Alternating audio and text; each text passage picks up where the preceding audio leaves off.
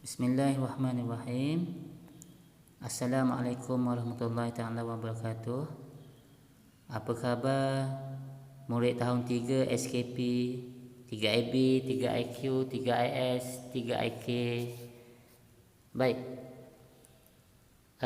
Saya Cikgu Azmi, penyedia bahan untuk minggu ni. Jadi tajuk kita pada hari ini adalah simpulan bahasa.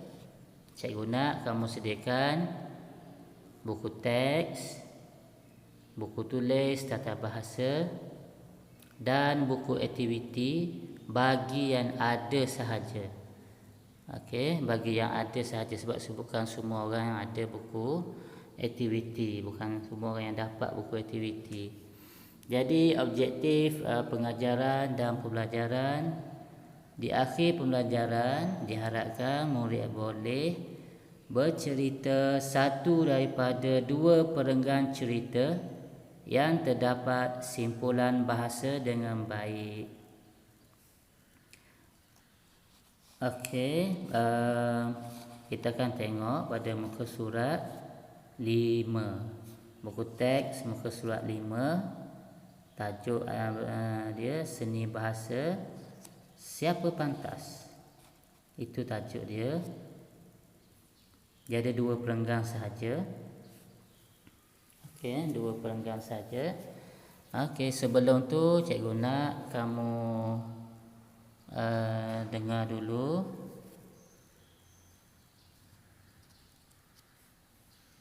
tapi lepas pada ni cikgu nak kamu buat nota dalam buku tata bahasa. Notanya kamu perlu ambil daripada info bahasa dalam pada muka surat 5 tersebut. Info bahasa ya. Okey, ini nota yang perlu kamu tulis. Baik, mari kita tengok apa maksud simpulan bahasa. Simpulan bahasa bermaksud simpulan bahasa ialah perkataan yang terdiri daripada dua perkataan atau lebih. Simpulan bahasa mempunyai maksud yang berbeza daripada makna perkataan yang membentuk kata tersebut. Contoh yang pertama diberi dalam tangan. Itu simpulan bahasa. Maksudnya sudah tentu dapat. Baik. Ada bakat, itu yang kedua, simpulan bahasa yang kedua, maksudnya mempunyai kebolehan. Yang ketiga, ambil hati, ini biasa kamu dengar ya. Membuat sesuatu untuk menggembirakan orang. Hati wajah, bersemangat. Dan ada lagi ya. Baik, kita baca cerita ni dulu. Cerita Siapa Pantas. Baca dengan intonasi ya, kamu baca sendiri nanti ya. Wah, cepatnya abang. Kalau begitu, kemenangan tentu dalam tangan abang. Baik, itu yang pertama, ada dalam tangan. Itu simpulan bahasa ya. Ayahnya kata, ya Nabila, mari kita menyiapkannya bersama-sama. Apa kata ibunya pula? Nabila, kamu masih ada peluang. Kamu jangan mudah putus asa. Abang dia kata, betul Nabila, kamu ada bakat. Bangunan yang kamu bina sungguh menarik. Baik, itu simpulan bahasa yang kedua. Ada bakat.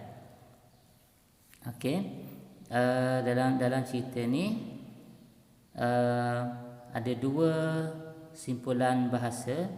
Satu dalam tangan. Itu dalam tangan maksudnya sudah tentu dapat. Yang kedua, ada bakat, mempunyai kebolehan. Ini perenggan, dua perenggan yang kamu perlu baca depan ayah kamu, ibu kamu ataupun adik-beradik kamu. Ibu, ayah dan Nasri mengambil hati Nabila. Mereka mahu Nabila terus berusaha. Setelah mendengar kata-kata semangat daripada keluarganya, Nabila dengan hati wajar terus menyiapkan binaan bangunannya. Akhirnya Nabila berjaya menyiapkan bangunannya. Dia berasa besar hati. Air muka Nabila sungguh ceria. Ibu dan ayah mengucapkan tahniah kepada Nasri dan Nabila. Mereka buah hati Encik Abdul Aziz dan Puan Zainab. Baik, dalam tu ada ambil hati. Apa maksud ambil hati? Ambil hati ialah membuat sesuatu untuk mengembirakan orang lain. Kamu juga sama juga ya. Perlu ambil hati ayah dan ibu kamu. Contohnya, tolong lipat kain, tolong basuh pinggan. Tu ambil hati. Baik, ini latihan yang kamu perlu buat dalam buku tata bahasa. Tak perlu lukis. Ada 12 gambar, tak perlu lukis. Kamu hanya perlu tulis atas tu, isikan simpulan bahasa yang betul berdasarkan gambar. Lepas tu masukkan nombor 1 apa dia, nombor 2 apa dia. Cikgu bagi contoh satu ya. Yang pertama, gambar yang pertama mata tambah dengan duit, jadi mata duitan. Baik, ni gambar yang kedua. Dia ada nombor 1 hingga 6, tapi kamu ubah ya. Kamu ubah yang ni dari nombor 7 hingga 12, sambung ke bawah. Okey, tengok gambar yang pertama. Gambar yang pertama tu ulat tambah dengan buku. Jadi tulis kat tepi tu jawapan dia. Ulat buku. Tak perlu tulis maksud ya. Kamu tak perlu tulis maksud. Cuma tulis apa dia tu, simpulan bahasa sahaja. Baik, bagi yang ada buku aktiviti, boleh buka muka surat 4. Yang tiada, boleh tulis dalam buku tata bahasa cerita ni, perenggan ni, berserta dengan jawapan. Bagi yang ada saja ya. Yang tak ada, tulis dalam buku tata bahasa. Lengkapkan teks dengan simpulan bahasa yang betul. Tajuk dia pemain badminton yang hebat. Okey. Cikgu harap penerangan cikgu walaupun sedikit ni dapat memberi kesan pada kamu.